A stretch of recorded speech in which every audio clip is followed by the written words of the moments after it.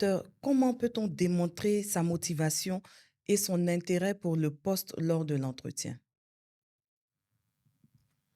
La motivation, elle est démontrée par l'argumentaire que vous présentez au recruteur. Donc, on va aller sur des trucs précis. Je recrute aujourd'hui on va aller sur du droit, un assistant juridique junior et je veux savoir sa motivation par rapport au poste. Quelle peut être sa motivation? Sa motivation peut être d'abord d'ordre personnel ou d'ordre D'accord, organisationnel. D'autres personnes vont dire, moi, je viens de finir les études et je pense que cette fonction va me permettre aujourd'hui de pouvoir mettre en pratique les connaissances théoriques que j'ai apprises. Et je pense que votre entreprise, votre organisation peut me permettre justement de développer ces compétences-là. Et pour vous citer des exemples, si je prends le cas de telle personne qui est passée par votre cabinet, ça veut dire qu'auparavant, vous avez pris le temps de chercher sur LinkedIn cette personne qui est passée par là. Donc voilà le parcours qu'il a eu ou qu'elle a eu après. Et je pense que c'est un parcours comme ça que je voudrais avoir. Donc je pense que c'est quelque chose d'important. Quand je regarde votre organisation elle-même, elle est je veux dire, rankée, elle est plutôt classée dans les 5 premières entreprises. Donc, je pense que ça, c'est quelque chose qui est important pour moi parce que je pense que je suis parmi les meilleurs et je vais être avec les meilleurs. Donc, ça, ce sont des éléments d'argumentaire qui permettent justement aux recruteurs ou à l'entreprise de voir que vous savez ce que vous voulez et pour savoir pourquoi vous avez choisi l'organisation pour cette fonction. d'accord. Merci, docteur. Les auditeurs veulent savoir comment se démarquer en fin d'entretien lorsqu'on leur pose la question de savoir, avez-vous des questions, cher candidat? Il faut toujours avoir des questions. D'accord. Ne pas avoir de questions, euh, ce n'est pas intéressant. Ça veut dire que vous n'avez fait aucune recherche sur l'organisation. Ça veut dire que tout ce qui vous intéresse, d'avoir le poste et puis rentrer chez vous. Ce qu'il faut en général, c'est que vous-même, vous devez être capable de poser des questions qui peuvent challenger le jury. Je vous donne un exemple. Messieurs, j'ai constaté, par exemple, sur les derniers résultats au niveau de la BFM, que votre entreprise a connu une baisse de 3%, de 4%, de 5%, alors que l'année dernière, elle était en hausse de 10%. Donc, je suis vraiment curieux. C'est vrai que je ne suis pas actionnaire, mais je suis curieux de savoir à quoi cela a dû. Du coup, on s'est dit, ah, il allait faire des recherches dans notre organisation sur ce genre de choses. Donc, ce sont les éléments qui sont importants. Ah, si vous êtes une fonction stratégique, par exemple, vous pouvez dire, je prends le cas des DRH qui sont dans les multinationales, peuvent dire, par exemple, moi, c'est vrai que vous recrutez pour un poste DRH local, pays, mais je sais que vous êtes dans une multinationale. Donc, je voudrais savoir, par exemple, quels sont les liens entre le DRH pays et le DRH groupe. Donc, ce sont des choses OK. comme ça qui montrent votre intérêt pour le poste, qui montrent que vous avez envie de venir et que vous voulez vous aussi savoir si l'organisation dans laquelle vous voulez intégrer, que vous voulez intégrer justement, peut vous permettre de vous épanouir. Parce que n'oublions pas une chose, hein, l'entrevue, c'est la rencontre de deux personnes, OK. deux organisations. Donc, l'entreprise elle n'est pas la seule à savoir si vous voulez tenir, mais si vous pouvez tenir dans son sein. Vous aussi, vous devez poser des questions pour savoir est-ce que vous pouvez tenir, mais est-ce que vous pouvez être à l'aise dans cette organisation. Et c'est comme ça qu'on demande l'intérêt. D'accord, d'accord. Si j'ai bien compris, cher candidat, lorsque vous partez à un entretien, il faudrait que vous soyez des inspecteurs. Merci, merci beaucoup, docteur. Les auditeurs ont posé cette question. Quelles sont les erreurs courantes à éviter lors d'un entretien d'embauche, tant du côté du recruteur que du côté du candidat? Bon, je vais parler d'abord du côté du recruteur. Du côté du recruteur, l'entrevue d'embauche n'est pas un interrogatoire. Ah, Et ça, honnêtement, il faut le dire, c'est souvent dommage de le constater, mais ce n'est pas un exactement. interrogatoire. L'entrevue d'embauche devrait permettre justement au recruteur de permettre au candidat de dévoiler tout son potentiel. Si le candidat il est à l'aise, comme on dit en griffe, si le candidat il est bien dans sa peau et qu'il nous dit tout ce qu'il est capable de nous offrir, je pense qu'on est capable de mieux apprécier son potentiel. Aujourd'hui, nous recrutons des potentiels, on ne recrute pas des gens qui sont figés.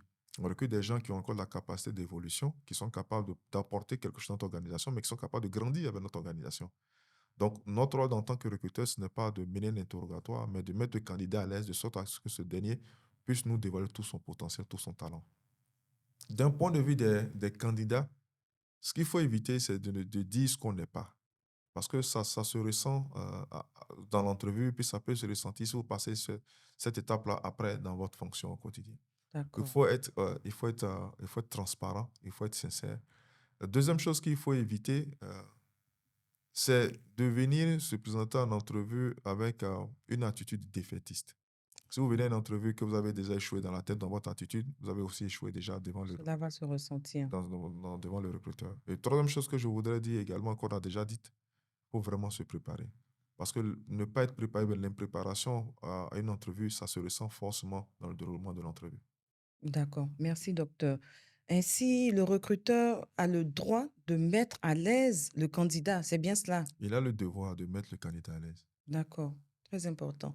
Parce que souvent, les candidats ont l'impression qu'ils entrent dans un environnement où on va leur tendre des pièges. Oui, mais vous savez, c'est un peu cette problématique qu'on avait à l'époque dans l'éducation, où le professeur voulait montrer qu'il était le meilleur. Donc, tout le monde avait Exactement. deux, il était fier. Sauf que on ne construit pas des talents comme ça, on ne construit pas une nation comme Merci. ça. Et nous, ce qu'on veut aujourd'hui, c'est de recruter des jeunes ou des personnes qui viennent dans notre organisation et qui peuvent s'épanouir dans cette organisation. Donc, dès le départ, ce qu'on fait, on les met vraiment à l'aise. On crée un environnement qui soit convivial pour que ce dernier se sente déjà chez lui et qu'il sache déjà dès le départ s'il veut rejoindre l'équipe comme la nôtre ou pas. Merci, merci, docteur. Je prie que tous les recruteurs puissent avoir le comportement du docteur Traoré. Merci. Teddy, allez-y. Docteur, j'aimerais savoir comment démontrer aux recruteurs que nous n'avons pas, pour l'instant, toutes les conditions requises pour un certain poste, mais que nous sommes prêts à nous adapter au milieu professionnel. Je vais vous donner une astuce. Je vais vous donner ici une astuce des étudiants de l'INPHB qui vont m'écouter et qui vont certainement sourire. Quand on était encore étudiant, on nous disait on ne répond jamais à une question je ne sais pas ou bien que je ne connais pas. Pourquoi? Si vous me posez une question sur un aspect de la fonction RH pour laquelle je n'ai pas de compétences, je dois au moins avoir les connaissances théoriques. C'est ça la différence. Donc, même si je n'ai pas les compétences ou je n'ai pas l'expérience liée à une tâche précise ou à une fonction précise, je dois avoir les connaissances qui vont avec. Et je voudrais partager avec vous ma propre expérience. Lorsque j'ai eu mon premier poste de DRH, j'avais 27 ans. Et Waouh. j'étais en entrevue avec des personnes qui avaient 20 ans dans la fonction. Donc, je n'avais même pas leur niveau d'expérience. J'avais juste 2 années d'expérience que je venais de sauter l'école. Mais par contre, en 2 ans, ce que j'avais le maximum de connaissances théoriques sur la fonction. Parce que j'avais eu un supérieur hiérarchique qui était vraiment bien, donc qui m'a vraiment coaché dans la fonction. Et donc, en 2 ans, j'étais capable de parler tous les éléments de la fonction RH. Donc, en entrevue, même si je n'avais pas les 10 années d'expérience, j'étais capable de dire du quoi il s'agissait. Et donc, ça, déjà, ça avait convaincu le jury. Et puis, surtout, comme je l'ai dit, on recherche des potentiels, des gens qui sont capables de grandir avec nous. Donc, c'est Mm, comme ça que j'ai eu mon poste de DRH à l'âge de 27 ans. d'accord. Voilà, Donc, il faut faire ressortir en fait les connaissances que nous avons sur le poste qui est demandé. exactement. Merci. Teddy, allez-y. Merci, docteur. Par ailleurs, j'aimerais savoir comment répondre à la question quelle est votre prétention salariale? Il y a un adage qui dit de la façon dont tu te vends, c'est comme ça qu'on t'achète. Et c'est tout à fait vrai. Hein. C'est tout à fait vrai.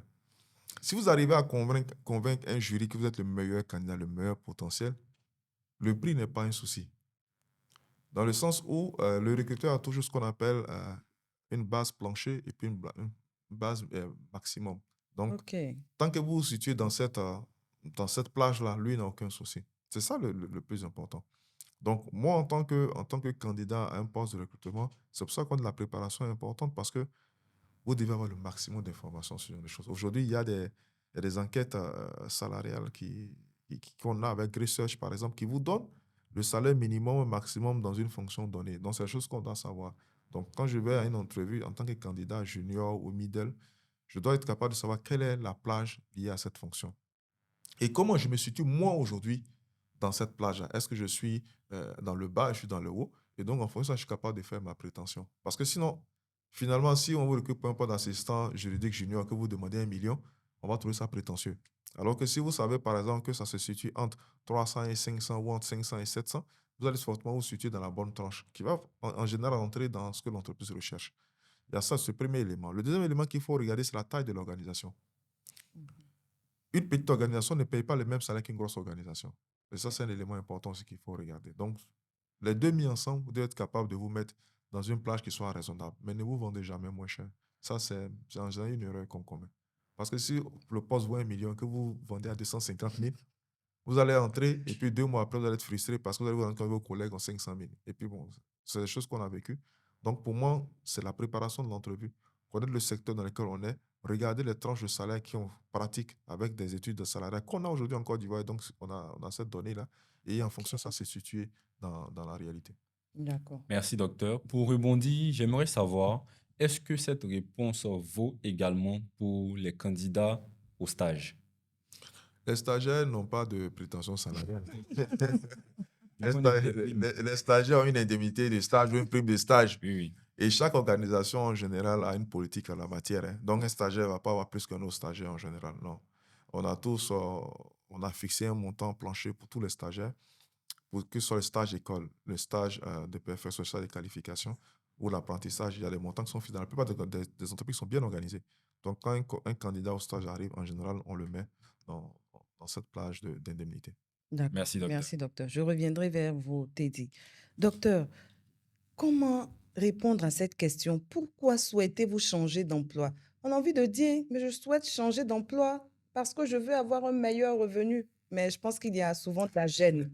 Donc, comment esquiver avec brio cette question? D'abord, les études ont démontré que la première raison pour laquelle des collaborateurs des emplois quittent leur entreprise n'est pas la question salariale. Très souvent, c'est lié à la question à l'environnement du travail. Ça, c'est la première raison. C'est ce que les études ont démontré. Le salaire vient en général en deuxième ou en troisième position. OK. Donc, si je me base sur ces résultats-là, je vous dirais qu'en général, quand on bouge d'une entreprise à une autre, on bouge d'abord parce qu'on a envie soit de grandir en termes de carrière. Moi, je prends toujours mon exemple parce que je pense que c'est le plus patent. Toutes les fonctions que j'ai faites, ce sont des fonctions où je me suis enrichi dans la fonction ressources humaines. Toutes. Soit je suis parti d'une petite entreprise dans une grande entreprise, ou alors je suis parti d'un poste junior à un poste senior. Donc, ce qui me fait bouger en général, c'est d'abord ça. L'autre élément qui me fait bouger également, c'est le scope, c'est-à-dire l'échelle, l'étendue de la fonction que j'ai. Donc, est-ce que c'est une fonction où j'ai plus d'employés à gérer? Est-ce que c'est une fonction où j'ai plus d'autonomie à gérer? Est-ce que...